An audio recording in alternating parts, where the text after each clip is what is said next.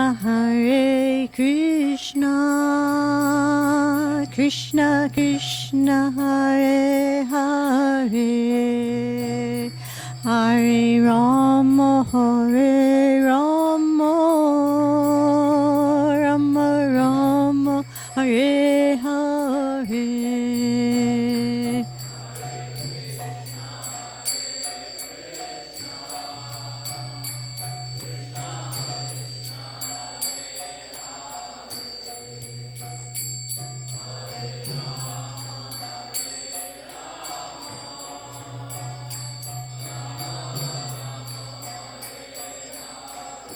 Hare Krishna, Hare Krishna, Krishna Krishna, Hare Hare, Hare Rama, Hare Rama, Rama Rama, Hare Hare.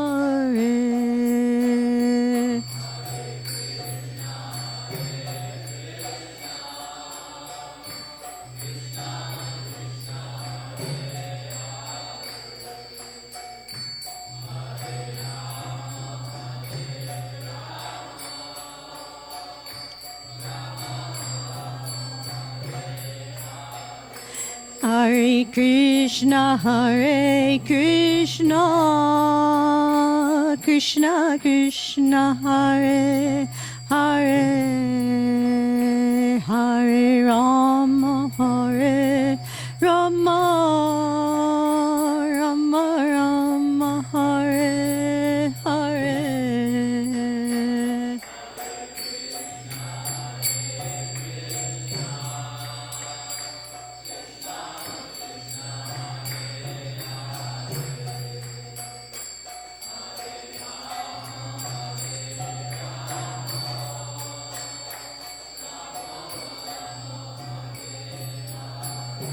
Hare Krishna, Hare Krishna, Krishna Krishna, Hare Hare, Hare Rama, Hare Rama, Rama Rama, Hare Hare.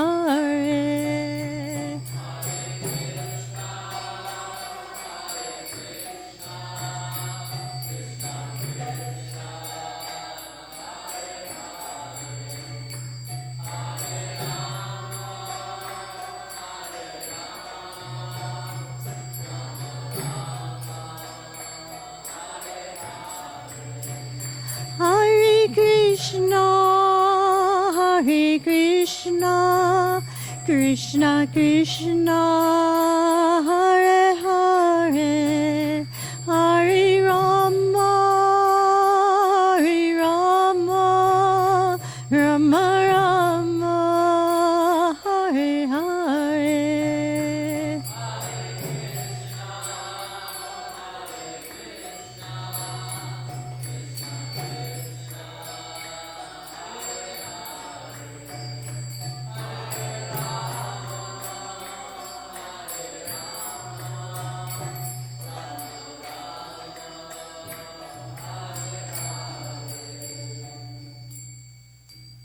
Jayam Vishnupar Paramahansa Parvakacharya Astatara Satashri Shriman His Divine Loving Grace A.C. Bhaktivedanta Goswami Srila Prabhupada Ki. Jayam Vishnupar Paramahansa Parvakacharya Astatara Satashri Shriman His Divine Loving Grace Srila Bhakti Siddhanta Saraswati Goswami Srila Prabhupada Ki. Ananta Gauri Vaishnavinda Ki. Namacharya Haridas Thakur Ki. Brahm Shakho, Shri Krishna Chaitanya Prabhu Nityananda, Shri Advaita, Shri Gadhar, Shri Vasudeva Gaur Bhaktivinda Ki. Shri Shri Radha Krishna Gopinath, Samakunda Radha Kunda Girdi Govardhan Ki. Vrindavan Dham Ki, Mayapur Dham Ki, Samaveda Bhaktivinda Ki. All glories to the assembled devotees, all glories to the assembled devotees, all glories to the assembled devotees, all glories to Shri Shri Guru and Guranga, glories to Srila Prabhupada. Nama Om Vishnu Padaya Krishna Pasadaya Bhutale Shrimati Bhaktivedanta Swami Tinamani Namaste Saraswati Devi Gauravani Pacharini Nivishesha Sunyavari Paskatya Desadanini Narayanam Namaskritya Naram Jaiva Narotamam Devim Saraswati Vyasam Tato Jayam Dudirayad. Before reciting the Srimad Bhagavatam, which is the very means of conquest, one should offer respectful obeisances unto the personality of Godhead Narayana, unto Narayan Rishi, the supermost human being, unto Mother Saraswati, the goddess of learning, and unto Srila Vyasadeva, the author. Naishta Preshu Abhadreshu Nityam Bhagavata Sevaya Bhagavati Uttama Sloke Bhaktir Bhavati Naiskati. By regular attendance in the class of Bhagavatam and by rendering of service to the pure devotee, all that is troublesome to the heart is almost completely destroyed, and loving service unto the personality of Godhead, who is praised with transcendental song, is established as an irrevocable fact. Om Namo Bhagavate Vasudevaya.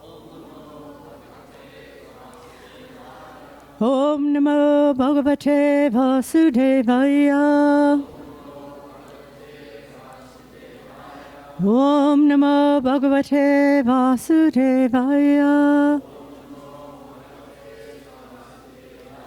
Om Ganatimirandasya Ganagana Salakaya Chaksun Militanyena Tasmai Shri Gurave Namaha.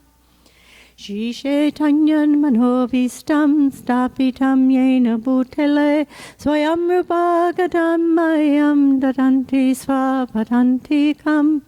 Hey Krishna Karuna Sindhu Dinabandhu Jagapate Gopisa Gopika Kanta Radhakanta Namosute Tapta Kanchana Gorange Radhe Vindavanishre Vishabhanu Sute Devi Pranamami Hari Priye Panchakalpatarubhyascha Kripa Sindhu Bhyevacha Patitanam Pavanevyo Vaishnavevyo Namo Namaha.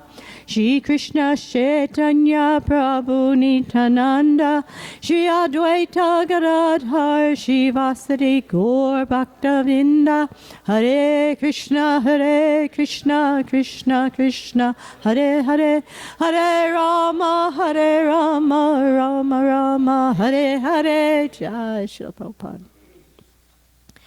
So we are now studying in the Srimad Bhagavatam, the 10th canto, chapter 1, verse 65-66, the Advent of Lord Krishna, introduction. Rishir vinir game kamso Yadum matva suraniti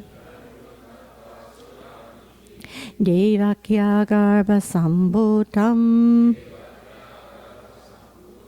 Vishnum chasa Vishnum chasvavadham pati Rishir nirgame kamso Yadun madhva suraniti Devakya garba sambhutam Vishnum chasvavadham pati Rishir nirgame kamso Yadam matva suraniti Devakya garba sambhutam Vishnum chasvavadham prati. Vaishnavas.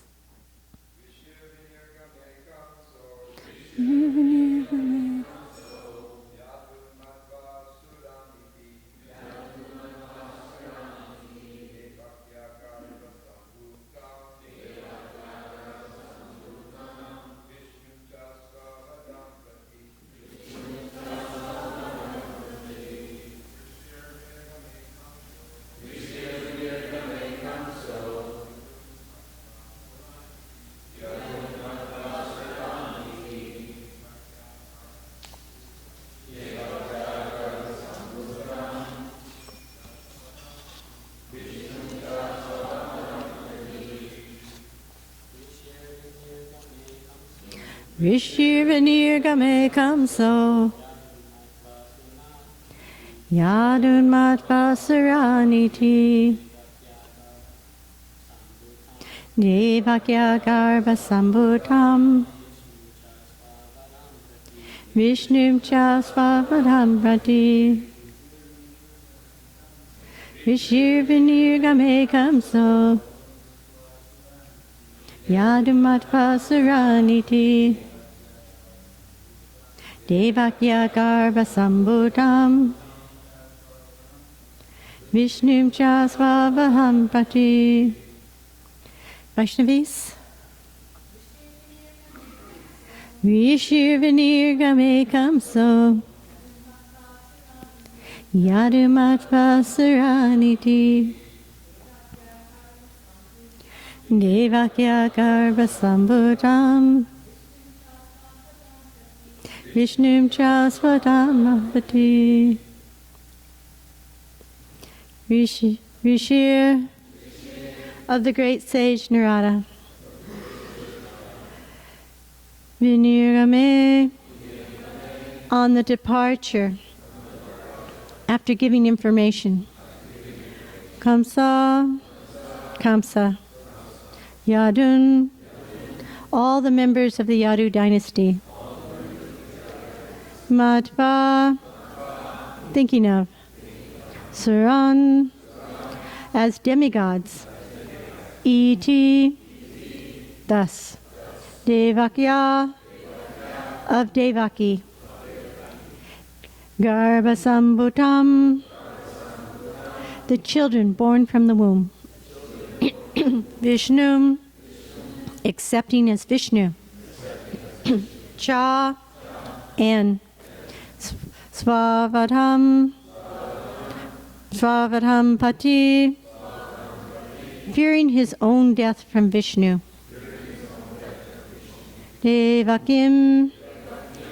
Devaki Vasudevam cha, and her husband Vasudeva. Nirgya, arresting. Nirgadai, by iron shackles. Grihe, confined to home. Jatam, each one who was born, one after another. Ahan, killed. Putran, the sons. Tayor, of Vasudeva and Devaki. Ajana Sakaya, with the doubt that they would be Vishnu. Srila Prabhupada's purport. After the departure of the great saint Narada, Kamsa thought that all the members of the Yadu dynasty were demigods, and that any of the children born from the womb of Devaki might be Vishnu. Fearing his death, Kamsa arrested Vasudeva and Devaki and chained them with iron shackles. Suspecting each of the children to be Vishnu, Kamsa killed them one after another because of the prophecy that Vishnu would kill him. Srila Prabhupada's purport. Srila Jiva Goswami in his notes on this verse has mentioned how Narada Muni gave Kamsa this information. This incident is described in the Harivamsa. Narada Muni went to see Kamsa by providence, and Kamsa received him very well.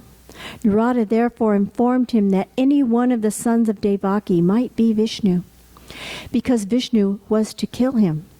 Kamsa should not spare any of Devaki's children, Narada Muni advised. Narada's intention was that Kamsa, by killing the children, would increase his sinful activities so that Krishna would soon appear to kill him. Upon receiving the instructions of Narada Muni, Kamsa killed all the children of Devaki, one after another. The word Ajana Sankaya indicates that indicates that Lord Vishnu never takes birth, Ajana, and that he therefore appears as Krishna, taking birth just like a human being. Manusinam Tanum Ashritam. Kamsa attempted to kill all the babies born of Devaki and Vasudeva, although he knew that if Vishnu were born, he would not be killed. Actually, it came to pass that when Vishnu appeared as Krishna, Kamsa could not be killed. Rather, as foretold, it was he who killed Kamsa. One should know in truth how Krishna, who takes his birth transcendentally, acts to kill the demons, but is never killed. When one perfectly understands Krishna in this way, through the medium of Shastra, one becomes immortal. As the Lord says in Bhagavad Gita, Janma karma chame divyam evam yo veti tatvata takvadeham punar janma naiti mameti surjuna. One who knows the transcendental nature of my appearance and activities does not, upon leaving the body, take his birth again in this material world, but attains my eternal abode, or Arjuna. So, what is Narada Muni doing here? It's kind of seeing this great saint, Narada Muni, encouraging this horrible, sinful Kamsa to kill innocent babies. It's like walking into a movie that's been going on. We don't know what's happening. And that's how it is for us, even when we take birth in this world. We come into this world and either we suffer or enjoy, and we don't know why. And we see other people suffering and enjoying. We don't know why. But it's through the Shastra, through the purports, that we're able to have this understanding. It's interesting, so many devotees I've spoken to, before they met Srila Prabhupada, before they read his Bhagavatam or Bhagavad Gita, they had some contact with the Vedas, but they had disregarded them, and it didn't mean anything to them. It was only through Srila Prabhupada's purports they were able to develop an affection and affinity for these scriptures. But Narada Muni here, he does seem like a bit of a ghastly character, encouraging Kamsa in this way. And Srila Prabhupada explains in the purport, Narada Muni had gone to see Kamsa by providence. Now, I looked up this word providence in the dictionary, and it's interesting that there are 5 meanings given to the word, and the first 3 had some reference to God. And the first one was the foreseeing care and guidance of God or nature over the creatures of the earth. The second one was God, especially when conceived as omnisciently directing the universe and the affairs of humankind with wise benevolence. And number 3 was a manifestation of divine care or direction. So through Krishna's divine care and benevolence, he sent Narada Muni to the forest of Mathura, as explained in the Harivamsa in the 2nd chapter. Narada Muni was wandering, and he sent a messenger to Kamsa to meet him privately in this forest. And Kamsa, he was very gracious. He went out to meet Narada Muni. He took a very fine seat and articles to greet him properly.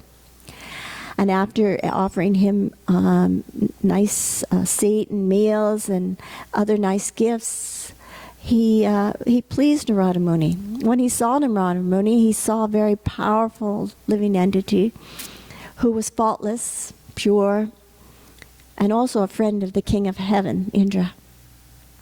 But it's interesting to see how Kamsa had the culture to receive Narada Muni in such a gracious way, and we'll discuss that in a little bit. And that he was able to understand the power of this great personality. But Narada Muni, he told him, he said, since you've received me so nicely, I will tell you some confidential information. And he told him he was playing his veena and traveling throughout the universe, going to different places of holy pilgrimage, bathing in the Ganges, when he then went to Mount Sumeru, where he came upon Lord Brahma in a private meeting with many demigods.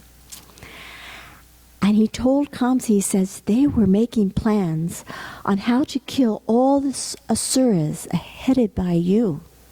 And they're taking birth in the Yadu dynasty.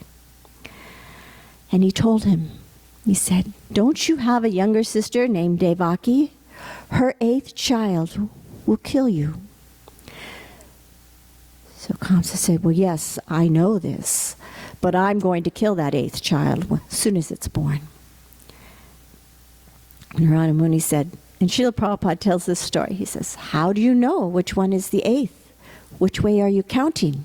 1, the first one, 2, 3, 4, 5, 6, 7, 8, or is the last one 1, 2, 3, 4, 5, 6, 7, 8? Or are they counting from the middle? The demigods are very tricky. So this is where Kamsa, everything was verified. That voice in the sky, the prophecy that he was going to be killed. And at this point, he snapped. That was it. He had to shackle Vasudeva and Devaki, and he started slaughtering their innocent children. But no one can really blame Narada Muni for encouraging him in this way. We have to understand that Narada Muni is a great saint and a well-wisher for all of human society. And he wanted to see the Supreme Personality of Godhead. You know how it was when Srila Prabhupada came here. We were all so excited to see Srila Prabhupada. And that similarly, this is how the demigods and Narada Muni are feeling, that they're going to be seeing the Supreme Personality of Godhead in his original form. And he also knew the demigods would be pleased. He also knew that Kamsa and his friends would be killed by Krishna. And this was a good thing, right? Because Kamsa would attain salvation from his nefarious activities. And he knew this would please the demigods. And those 6 boys who were slaughtered, he understood that they were being relieved from their karma. So he has the whole picture. He has a whole understanding. And this is what a Bhagavat has, a great understanding of the scriptures. And that's why we're so blessed to have Srila Prabhupada's purports. Srila Vishwanath Chakravarti Thakur, he remarks in this connection that sometimes Narada Muni, he does things that are beneficial to the demigods and the demons simultaneously. Isn't that a wonderful thing? But one wonders how such an evil demon could take birth in a Vaishnava family. And in the Padma Purana, there's a story in chapter 2 from verse 43 to 51 about how in this charming region of Mathura, there was a noble, well-known king, Ugrasena. He was learned and powerful, virtuous and intelligent. And he married an equally learned and powerful and wonderful princess named Padmavati. And they were a very happy, wonderful couple together, and they ruled together, they ate together, they sported together, they did everything together. They're ideal married couple. And one day her father sent a message asking her to come and visit him. And she was very excited too, and King Ugrasena arranged for her to go. And when she was there, she became very comfortable, like a young girl again, not like a regal queen with responsibilities, but she became like a young girl and very free and happy, enjoying with her friends and family. But and one day they went to this beautiful forest to have an outing, and there were all kinds of flowers and auspicious trees filled with fruits and vegetables. There were many inconceivable lakes with holy water and large assortment of lotuses blooming, all kinds of lotuses. There was a fragrant golden lotus, white lotuses, blue lotuses, red and pink, all kinds of aquatic birds, and many lovely singing birds such as cuckoos and honeybees humming sweetly. And as she was happily enjoying with her family, this demon, Gobhila, flew over this area in his airplane.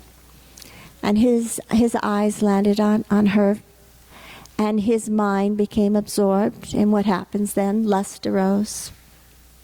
And he got so overwhelmed with his lust that he had to devise a plan.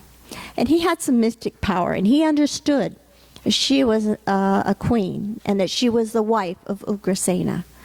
But still, he devised this devious plan where, with his mystic power, he was able to disguise himself like Ugrasena. And he was able to walk like him, dress like him, even sound like him. And so he went to this forest not far from her and sat on a hill in the shade, playing a lute. And with this music, it enchanted Padmavati, and she came over to see what was going on. And she saw her husband. "Oh, my Pati, what are you doing here?"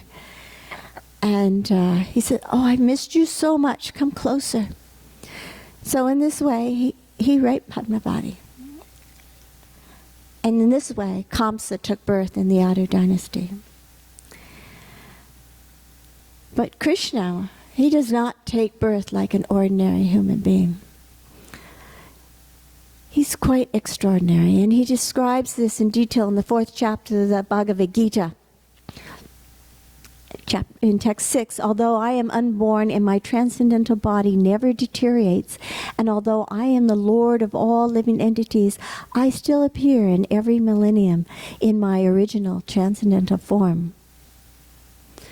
Can I ask anyone in here what you did on the 14th of April at 2 o'clock in the afternoon? Can you remember? Krishna can. But not only that, when Krishna is born, he remembers every birth and everybody. He remembers all the relationships and what's going on. He never forgets anything. Conditioned souls, we don't remember everything. Kriya Shakti was telling me she had heard some Mayavadis speaking about how it says in the Bhagavad Gita, Krishna takes birth. So this means that Krishna is subject to laws of karma. But Krishna explains in this verse that he's not. It's not an ordinary birth. When we take birth, when an ordinary human being takes birth and they come out, it's a horrible experience. It's joyful for the parents that the child made it through this horrible experience. But when you see this poor child, the head itself, it actually collapses into itself in order to be born. It's amazingly painful. And a baby, when it's born, it's covered with amniotic fluid and pus. It's red, it looks sore. It's a very sad sight. But when Krishna appeared in this dungeon, in this horrible place, it's described that he was holding a conch shell, a club, a disc, and a lotus flower. He was decorated with marks of Shivatsa, wearing a jeweled necklace with kastuba stones, dressed in yellow silk, appearing dazzling like a bright blackish cloud, wearing a helmet bedecked with the Vidura stone, valuable bracelets, earrings, and similar other ornaments all over his body. From the time of Krishna's appearance, he is full in all opulences: strength, beauty, knowledge, renunciation, fame, opulence. He has that in full from the time that he appears. If somebody in this world is able to attain some wealth, some opulence, they've had to work very hard most of their lives for it. And they may have it for only a short time. You could be the strongest person for maybe what? A few days, a few months, before somebody else will come up and be stronger. But Krishna, all over, in every universe, in every planet, he's always the strongest person. And he says it in the 9th verse, one who knows the transcendental nature of my appearance and activity does not, upon leaving, take his birth again in this material world, but attains my eternal abode, O Arjuna. And so when Krishna, it's interesting, when Krishna first appeared in Vasudev's mind, there was this brilliance. And then he transferred that to Devaki. And it's described that Devaki was so beautiful from this presence of Krishna in her heart. And we had that experience with Srila Prabhupada. And Srila Prabhupada had this effulgence about him. And I personally had an experience when we went to greet him one time at the airport. I was standing behind Srila Prabhupada. He came in from the jet bridge, and he sat down there in the lobby, and the devotees surrounded him, and he would ask everyone how they were doing. But from my vantage point, I could see different people coming through the area, and I noticed these businessmen who came in, and I could see on the expressions on their faces, they were laughing at the devotees, just pointing them out in a not very nice way. But then they stood there looking around the room, and they saw Srila Prabhupada, and I saw the expressions on their faces completely change. They went from this whimsical look to actually awe. And they stood there for the longest time watching Srila Prabhupada. And something we hear a lot from a lot of the devotees is the effulgence of Srila Prabhupada. And we see that effulgence even now in devotees, even brand new devotees, when they're absorbed in the service and bhakti yoga. They have the taste. It's interesting, Vasudeva and Devaki, such great souls, they accepted their fate. They accepted this whole thing, no matter what. They didn't try to escape. They didn't gather an army. They could have. They didn't even try to cause a coup. And when Krishna appeared, 4 arms, with all this regalia, with his helmet and conch shell, club, lotus flower, Vasudeva is thinking, oh, my son is here. My son is born. I need to have a birth ceremony, but how can I do it? I'm in shackles. So what he's doing then, he's offering cows with his mind to the Brahmins. And Mother Devaki, she is overcome with motherly affection, and she's like, oh, put those arms away. We want to hide you from Kamsa. But Krishna appeared with those 4 arms, and this is called Swayam Bhagavan. He appeared to show them, to relieve their distress. Because he was showing, I'm God, I'm here. I'm going to take care of this situation. But they're under the Yogamaya potency, and they're seeing Krishna as their little son. It's a wonderful relationship that Krishna has with his devotees. Even with Rukmini, he did this. At one time, Krishna had given Rukmini a parijata flower.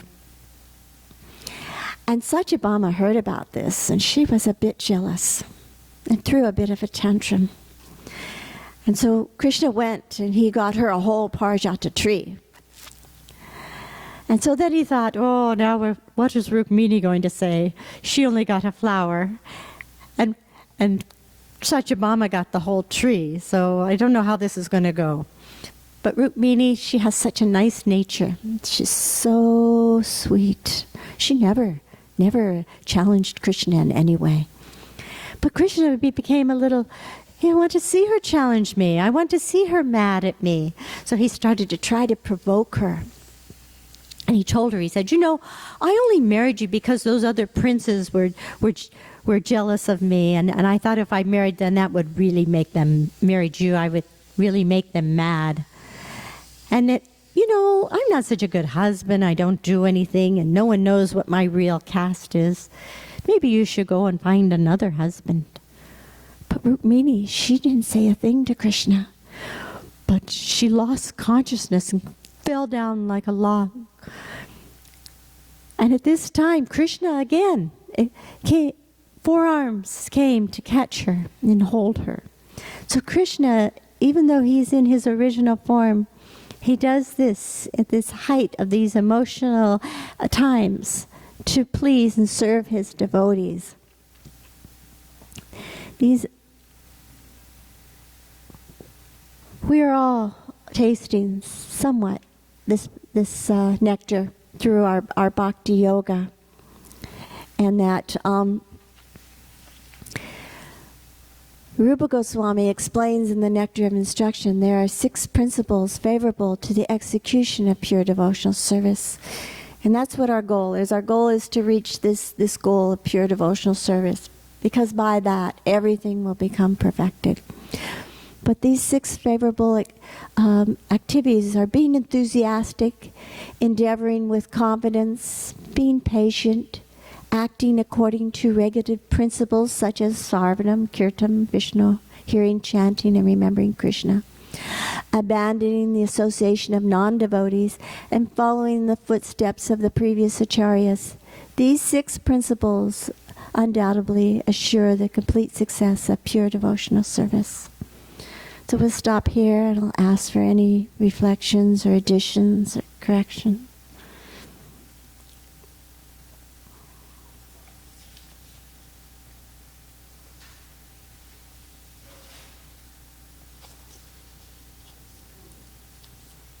Srila Prabhupada ki jai.